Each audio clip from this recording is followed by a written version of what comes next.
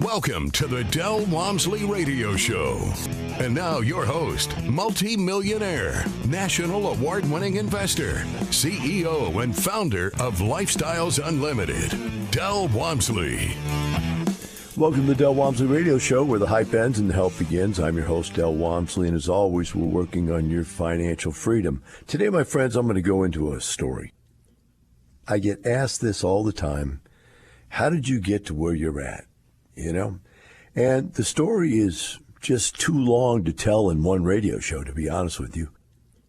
So what I'm going to do is I'm going to break it up into little segments. Now, each little segment I talk about, I've actually got an hour worth of information I could go into as to the things that I learned in these different situations in life that really sort of led me to believe the belief system I believe. But I'm just going to get it on tape right now and share it with you because I think it's important. It all started way back when I went to college. When I first got to college, I had this belief that a lot of people had that your grades meant something. So when I was in high school, I had straight A's. And when I was in grade school, I tried to have straight A's. And, I was the class president. I was, captain of the football team. I was, prom king. I tried to be involved because I thought of myself as someone who would get ahead someday. Now, it's kind of a strange belief because when I was in fourth grade, I was 200 pounds, fat kid with Coke bottle glasses and a shaved head. But luckily for me, some things happened that turned all that around for me, including becoming a bodybuilder at an early age, and really changed me and my body, my composition, and my confidence. But as I was going through high school, going through all of this, some things happened that really made a difference to me. And I actually thought that I was going to be somebody someday. Then when I went to college, it was really like a blow. Because what I found was I was studying and nobody else was studying. And I found that in the classes in college, they were designed to get rid of people. The main courses, if you went to business school, were accounting and calculus, and they were designed to get rid of all the people that wouldn't study and master those basic skill sets that you need to be in business. And so I was in the business school, and if you couldn't do accounting and you couldn't do calculus, you couldn't do math, you really shouldn't be in business. That's not your forte. So I'd go and I'd watch, and I'd walk into a class, the first class, there'd be 500 people in the auditorium, and the lecturer, the professor would get up there and start speaking, and you were excited and you wanted to hear everything. So I would read the chapter ahead. And this is one of the first things I found out in life is that the difference between a successful person and a not as successful person is basically one or two chapters in a book, or maybe one whole book. And if you're ahead of everybody else by whatever amount, you're ahead. So when you go out there and you run a race, the difference between first, second, and third is minuscule, but it doesn't matter. Second and third is nobody. I've hung out with people my whole life that are massively successful, and what they talk about is 1 is the only number. 2 is not a winner, and 3 no one remembers. And I think that's a rap song. In fact, I know it's a rap song, and I just know that when I heard it, it meant so much to me. 1, I am number 1. That's the only thing that matters. And you say, well, that's so narcissistic. And, it is, but the reality is it's more logical. Because the guy who's number 1 makes $1 million. The guy who's number 2 gets paid minimum wage. That's the difference in life. There really is number 2 doesn't get paid much. Now, the difference in something like that is something like basketball where there's only 5 guys on there, in each team that gets paid a lot of money. But the difference between the guy who gets paid $40 million a year and the guy who gets paid $1 million a year, that skill set is not that much different. Yet, whatever amount it is different, it's enough because they're the best to get paid $40 million a year compared to $1 million a year.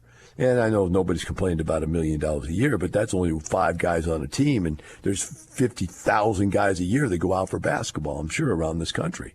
And they don't make it because they're not number 1 in their school, and then in their college, and then in the draft, et cetera, et cetera, et cetera. So I learned very early on in college that it was simple to beat people. You just simply try. And I remember somebody telling me this. It might have been my dad. It might have been somebody else. I might have read it somewhere. But whatever it was a good statement. It said that if you just show up, you win 80% of the battles. You'll win 80%. You'll be as good as 80% of the people out there if you just show up.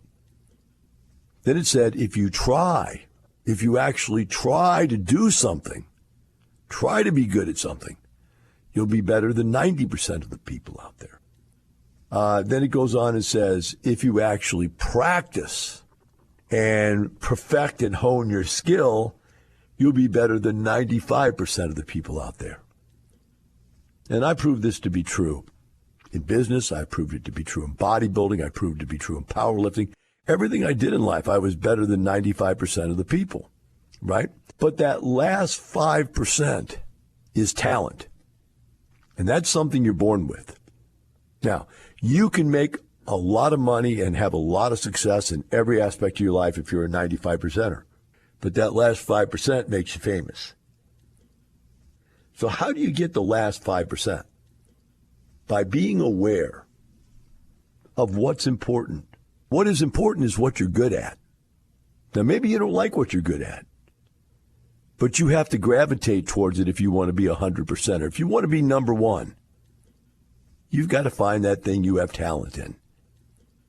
Then you have to show up. Then you have to try hard.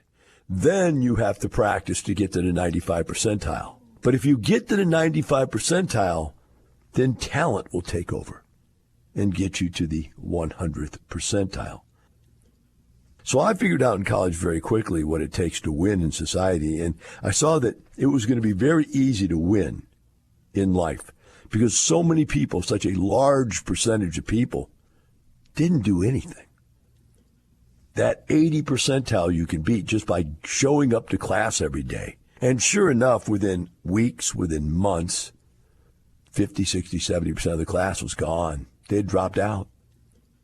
They didn't have what it took. They were away from mommy and daddy for the first time. Who's going to fix my breakfast? Who's going to clean my clothes? Who's going to make me read and study? That's the average person out there. That's every Democrat in this country out there. It's all the crybabies that need somebody to take care of them, that need to be protected from cradle to grave. That's who they are. And I saw it was going to be easy to beat those people. You just show up. But then I found that if you study, and that was the interesting point, as I went to college, I started reading. I'd get into whatever topic it was, I'd read it. And you say, well, you're a nerd. Possibly I was a nerd. I could possibly would take that with pride. But I would read, and I'd not read the chapter. They said, go read chapter 1 today. I'd read chapter 1 through 10, 1 through 5. I would absorb the information. I'd try to figure out where we were going with the information. Not just the information, but where we were going with the information. So when I showed up in class the next day and the teacher would ask a question, my hand would fly up. Because I was pulling out the answer, but you realize that that's only the beginning of the discussion. The rest of the discussion is way more interesting when we get to it. But in this particular case, that's what it says in chapter 1. The teacher goes, what was that all about? How does that guy in college, young, dumb, punk kid, know so much? I'll tell you how I know so much. I just read the book, a couple chapters ahead of everybody else. And so what would happen in no time at all, the teachers would stop calling on me. And they said, well, that's probably not a good thing, is it? Or is that a good thing? And I said, well, it's a good thing in this case. They knew I knew the answer. Trying to pull out those little pearls of wisdom that led me along the way to the success that I've had in life. And it's surprising, it's the small things that add up that really make a big difference in your life. And when I was in college, I talk about the fact that I learned that it's easy to win. It's easy to beat people. You know, you can beat 80% of the people by just showing up. You can beat 90% of the people, another 10% by trying. You can beat another 5%, and get up to 95% by actually working, studying, and training. And the last 5% is talent.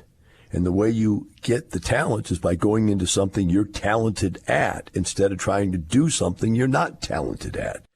They end up trying to be something they're not really good at. And so they don't really get ahead to the number one level. And the other point I made in the first segment is that being number one is the most important, because the distance between the fastest guy in the world and the second fastest is irrelevant. They're not the fastest guy in the world. And one is a number that gets all of the victory. And now I know in our society today where the socialists are trying to take over and tell everybody that everybody's equal and all results should be equal. Well, that's a progressive belief that wants to dumb down our society and destroy it. It's going to destroy our kids. Your kids that are being taught that are never going to be massively successful because they're being taught to be losers, to be just like everybody else, right? And that's what they really want in our society, for us all just to act just like everybody else so they can be the one in charge of everything. It's a power struggle. It's a power grab. Well, I figured that out very early on. And I saw that college was really kind of a useless thing because I figured out that whatever knowledge I really needed, learning it all in advance was irrelevant. It really was, because you really didn't need to have massive amounts of information about massive different things. You really need to have specific knowledge about specific things. And when I got specific knowledge about fitness, it worked. Diet, it worked. When I got specific knowledge about how to play guitar, it worked. When I got it's specific knowledge on how to dance. I learned how to dance. I had to have specific knowledge. Everything that I've done that I've been successful at, public speaking, I had to have specific knowledge of how to do it, et cetera, et cetera, et cetera, right? And so I got out of there and got out of college realizing that it was useless, basically. A degree, most people believe, gets you something. I don't believe that it does. I believe I could get any job that any guy that's got a degree does, other than maybe something like a nuclear scientist or a doctor or an attorney, where you have to actually have very specific knowledge and have degrees to go with it, so on. But other than that, to be good at most things in life, you don't need that. And I also say this, when I got out of college and I started getting jobs my whole life, I was never asked once for my grades. And so I worked so hard to get those grades, and I stayed up nights crying. And if not crying, I mean just bemoaning the fact that, God, I'm afraid I'm going to not pass this test and get a bad grade and whatever. It all turned out to be for naught. I didn't need any of that stuff. So I got out of there and I went out on my own, decided to travel the world. And the next thing I did was pick where I was going to live. And I picked the 5 fastest growing cities in the United States, and I went and visited them. And I ran out of money in Houston. That's why I'm in Houston, Texas. I ran out of money there, so I planted my seed and went ahead and got going there. And I went and got a job as a assistant manager of a finance company. I was a manager trainee. Now, that's just a tricky name for we're not going to pay you, and we're going to promise you someday you'll have a career. So I went to work, busted my butt, and I took this training course that's supposed to take 6 years. I did it in 6 months. Again, because most people go home and barely have a hard time to spend 30 minutes on the training. I went home and did 6 hours, 3, 4, 5 hours on the training at night. And within no time at all, I'd done a 6-year program in 6 months, passed all the tests, and I said, okay, promote me. And they said, no way, you're insane. You're a young kid. We're not going to promote you. Now, the curmudgeon that I worked for was a guy that was probably 60, 70 years old, just disgusting old human being, by the way, probably looked just like I do now. But he was just obnoxiously out of the real world. He just lived in that, old person place where, young kids don't know anything. You're never going to know anything. And he just sat around and did nothing all day long except smoke cigarettes. And we did all the work. So I saw right then and there that I had been lied to. So I said, you know what? This isn't going anywhere. The guy said, look, a couple more years of experience and you'll be able to go ahead and move up into management. And so I left. Because I knew I'd been lied to. I'd been conned. And the con was, this training program, management training program is a con. So I moved on and I went to work for a trucking company. The trucking company said you start out as a helper, and once you learn to do the routes, and then you go get your truck license, and then you get your own truck and you can have your own route. And I went and did that. Got up at 4 o'clock in the morning every day, worked 10, 12 hours a day in the heat, 100-degree temperatures here in Houston, which we're experiencing now. in and out of refrigerators and out and back and in and out and back and in, and then found out these guys were stealing money. And then I realized this company was a con. It was a scam. The whole company was a scam, including all the employees. I've named it many times before. I'm not going to do it right now, but if you look back at any of my past stuff, you'll figure out who it is. And they were stealing from their customers. And I worked there a couple months. I said, I can't take this. I can't make a living out of something where you're stealing. You make good money because you're stealing. And so I left that, and I said, right then and there, I had a conversation with myself. I said, Self, you got to go find something you want to do. And at the time, I'd been a bodybuilder, a power lifter, an Olympic lifter. I said, you know what? I'm just going to go work at a health club. I don't care if I make any money at all. And at the time, they paid us $2.75 an hour.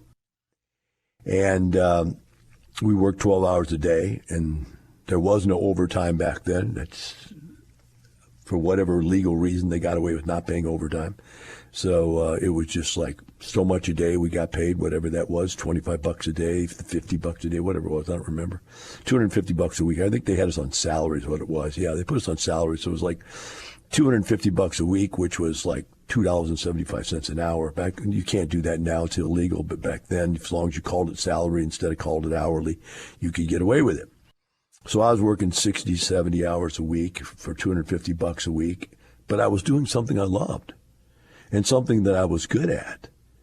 And it made all the difference in the world, because now all of a sudden my vocation was, or my avocation was now my recreation. It was the same thing. I was going to work every day having fun, helping people do something I wanted to help people do, which was get in shape, like I had gotten in shape.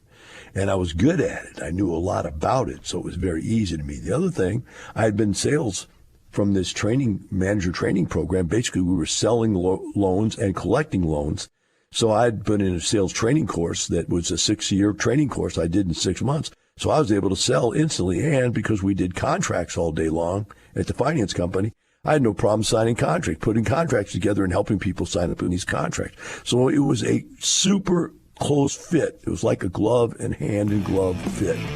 And I took off and blew up in this business. We'll take a short break, come back, tell you what happened to it with the rest of the story.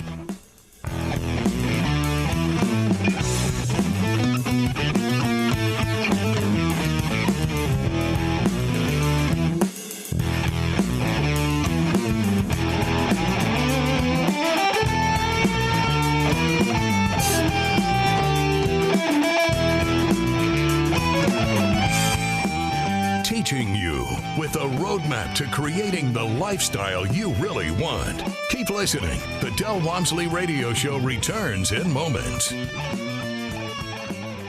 You allowed 15,000 members into your sandbox. Thank you. And so that speaks volumes. So for that, and as a family. So you know why I did that? Everybody always asks, why did you do this? Because I was an ugly kid. My parents used to have to put a pork chop around my neck so the dog would play with me. And so I always wanted to have friends, and I figured if I could make people rich, they might be my friend. Join Del and his successful friends. Start with the free online workshop. Register at lifestylesunlimitedworkshop.com. Welcome back to the Del Walmsley Radio Show. Today I'm discussing things along my life's journey that create insight as to how life really worked and allowed me to accumulate these pieces of information about the world and put them together in a manner that allowed me to succeed. So I'm at the point now where I'm working at the health club, working there, 8, 10, 12 hours a day, every day, 6 days a week, 5, 6 days a week, every week. It was 50, 60 hours a week is what it came down to. And I loved it. And I was also working out as a bodybuilder. I was also working out as a power lifter. I mean, I just loved it. My life was great. I had a boss that it told me the secret to life, and he was an ex-pro football player. The secret to life was to work 60 hours a week instead of 40, and everybody else was working 40, so you made 50% more than everybody else, although I didn't, but that was his theory. You're making this extra money, plus you're working all the time, so you don't have any time to spend it, so you can save more than anybody else. And you do that until you're 40, work from 20 to 40, and then you retire. Instead of working from 20 to 60 or 65 and retire, you work from 20 to 40, you retire at 40.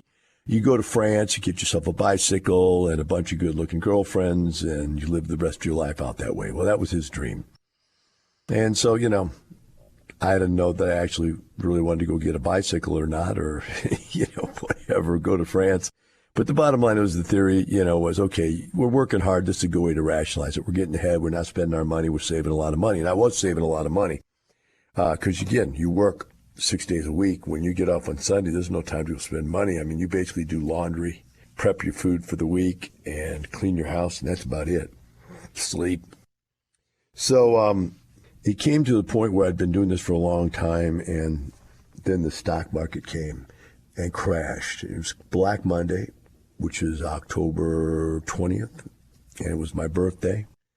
And so it added insult to injury, and I said, look, I've been doing this now for 12 years. Saved up everything I could save. I thought I was about ready to get out of this game.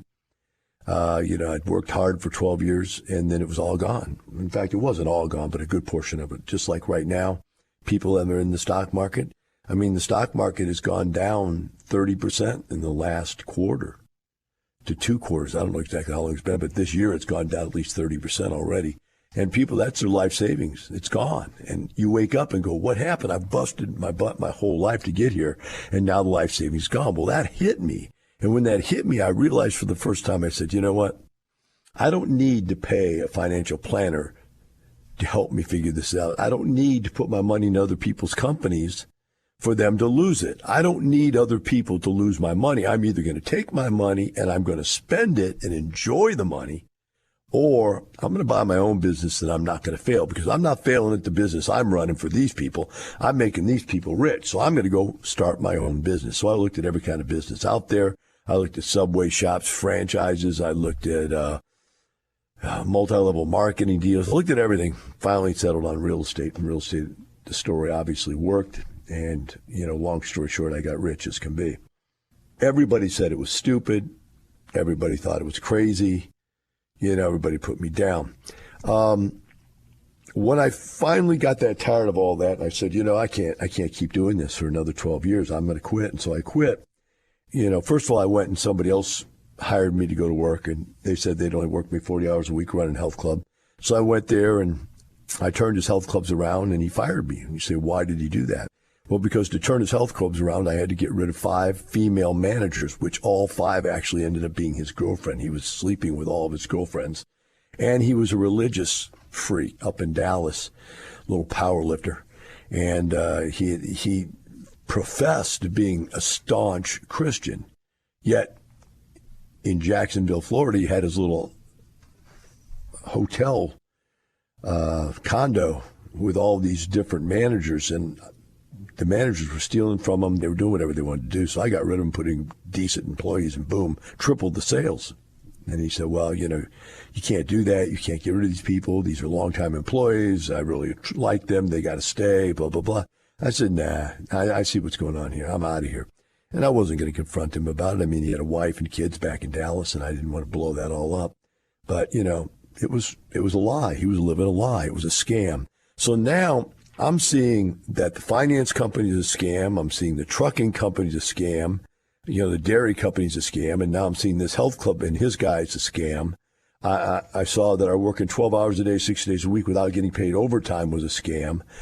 And I was starting to get it into my mind that there really was nothing legit out there. There really wasn't. And so my boss, I saw him in a gym one day. I was working out in another health club, and he saw me there. He didn't work out in his own health clubs because people would bug him. So he came up to me and said, why don't you come back to work for me? I said, look, I'm not working 6 days a week ever again. So you don't know what it's like to have a life. Literally have a life. He said, okay, I'll tell you what I'll do. I'll let you work 12 hours a day, 4 days a week, which, by the way, stupid me. That's still 48 hours a week, right? That's still way too many hours. But with 4 days, I got 3 days off in a row, which was incredible. And if you ever just get 3 days off in a row every single week for the rest of your life, you'll see that one extra day a week makes all the difference in the world. It's like it's a vacation every week. It's incredible. It's a big difference.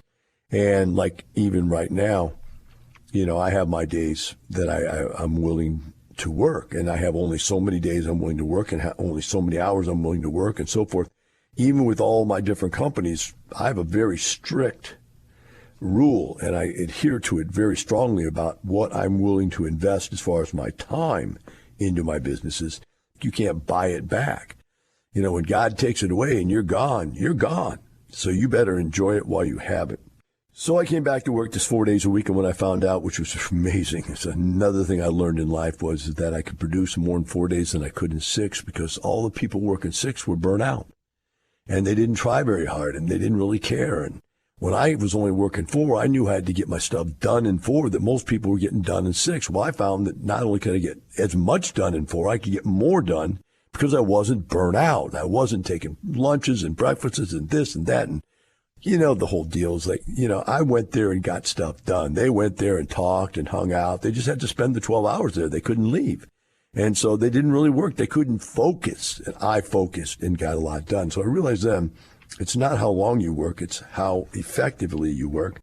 And I came up with another belief system, and that is if you can't get your job done in a minimal number of hours, you're not doing your job. You're the wrong person for that job. Jobs do not take 40 hours a week. They don't take 60 or 70 hours a week. They don't even take 30 hours a week if you do it right. You get in, you get done in your day what you need to get done. And if you ever don't believe that, look at yourself right before you go on vacation. It's amazing. You're going to go on vacation for 10, 12 days, and that's a lot of hours you're going to be gone. You get on top of everything that's important to get it done before you leave. And then when you get back, you get on top of it for about 2 days and get everything caught back up. So you've just wasted, you think about it, and you normally would have been there for those 10 days. They were a waste because you could have got that stuff done in the same amount of time and not been there for those 10 days, which leads me to believe, and how I believe in the way I have my company set up, is my employees work to get their job done. They do not work a number of hours. They do not have a check-in, check-out time. They have a get-it-done requirement. And I think that's another thing that has made my companies a blessing to work for, or work in. I don't even call people working for me. I call them working in my company or working with me towards a goal. Because people take advantage of employees. That's all there is to it. And it's not like you owe your employees a lifelong job. You don't owe them a raise. You don't owe them anything except that while they're there, they have a decent environment to work in and you don't kill them, right? So that's been able to keep employees around me for years that just most places can't keep employees because I just don't kill people that way because I didn't like being killed that way.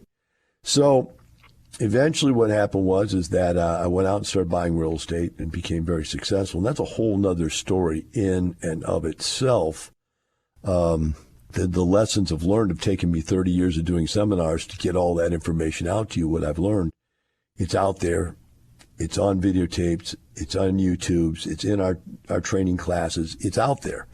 32 years of training people to do this stuff is out there.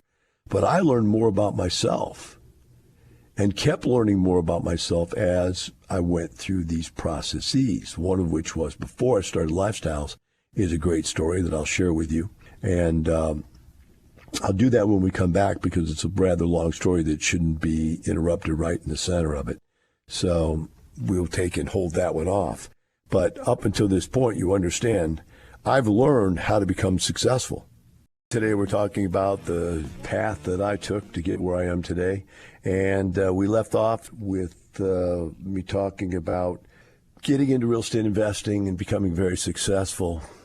And so successful within 2.5 years after starting real estate investing while still working 12 hours a day, 4 days a week, now down from 6 days a week, but 4 days a week.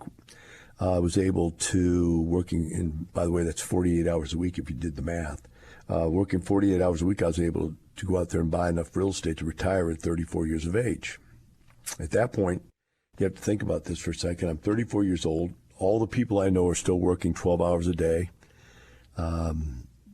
All the people my age are working every day.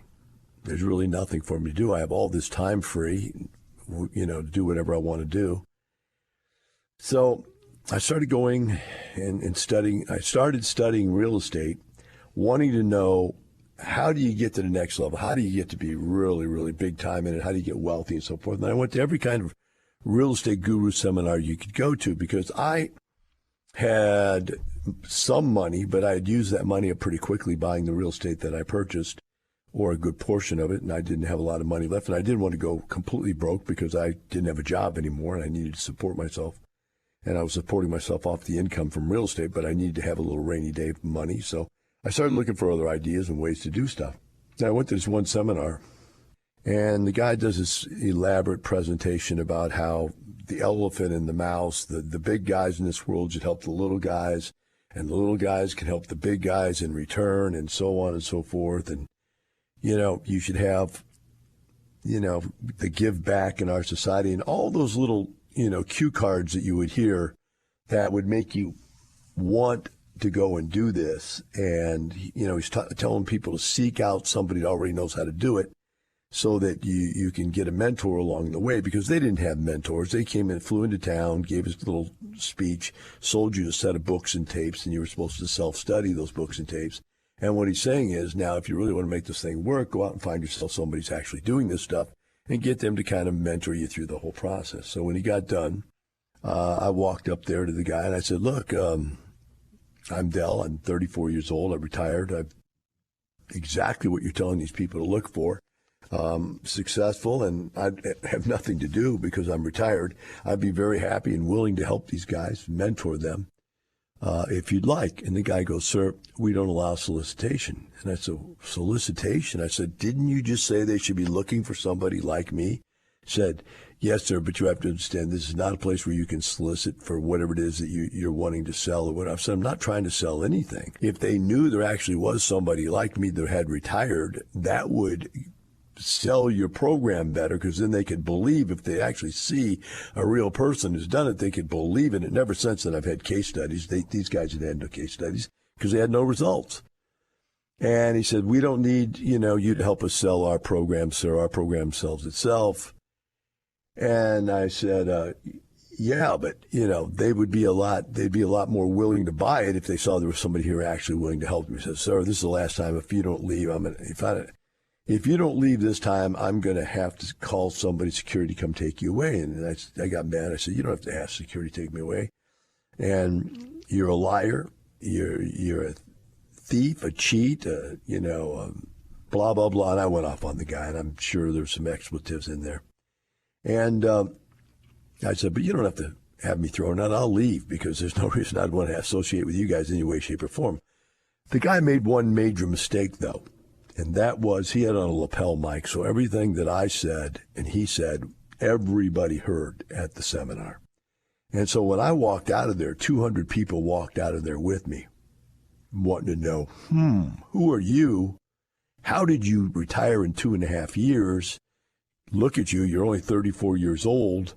Are you really willing to help mentor me? Blah, blah, blah. And I'm standing out in the lobby of the hotel, and I got 200 people surrounding me like a flood, like it's a herd. And somebody comes up and says, can I get your business card? And I said, I'm sorry, sir, I don't have a business card, which really kind of irritated him. It was kind of like he thought I was blowing him off. I said, no, don't get offended. You have to understand this, and you don't. I don't have a business card because I don't have a job. I don't have a need for you to call me. I don't have a need for anybody to call me. I'm retired. You got to get that. You don't need a card unless you have a job. You don't need a card unless you want people calling you about stuff that's urgent they want you to take care of. I got none of that. I'm retired. And he said, well, how do we get in touch with you then? I said, well, I'll tell you what you do. Take out a legal pad. Does anybody here have, a legal pad or piece of paper? Somebody gave me a legal pad, and I wrote my name and telephone number at the top of it. I said, here's my name and my number. Now pass this around in this room. And everybody write your name and your telephone number down on it, so I have your name and number so I know who you are. And you take my name and number. And when we get out of here, out of this hotel where these guys are just losing their mind that all you're, wanting to know me and not them, when we get out of here, then we'll contact and we'll meet and we'll have some kind of a meeting and, set something up. We'll get you guys going in real estate. That was how Lifestyles got started. The very first meeting was at my house. And it all stems from the concept that if you help enough other people in this world get what they want, you can have whatever it is you want in life. And people tell me, Del, I don't believe that. I helped somebody once. I say, once isn't enough, guys. At this time, I'm helping 200 people in this room at the same time. But that's not even enough. I have 50 50,000 clients nationwide. It's actually more than that, but we stopped counting at 50. We figured that number was large enough to impress you. But we're all over the country now. We're in all 50 states. And we keep opening new real estate companies in different cities so that we can help more people find these deals and get into these deals. We're opening mortgage companies all over the country to help people finance these deals with the kind of the financing stuff that we use to get it done. And we're spreading out all over the country. Why? One simple reason. If you help enough other people in this world get what they want, you can have whatever you want. Remember that, and it's not the money, it's the lifestyle. Have a wonderful day. We'll see you tomorrow. The information and opinions you hear on the Del Walmsley Radio Show are those of the host, Del Walmsley, his guests, and his callers. The Del Walmsley Show is for entertainment purposes only. Please consult a professional regarding your personal investment needs. Nothing presented on the Del Walmsley Show constitutes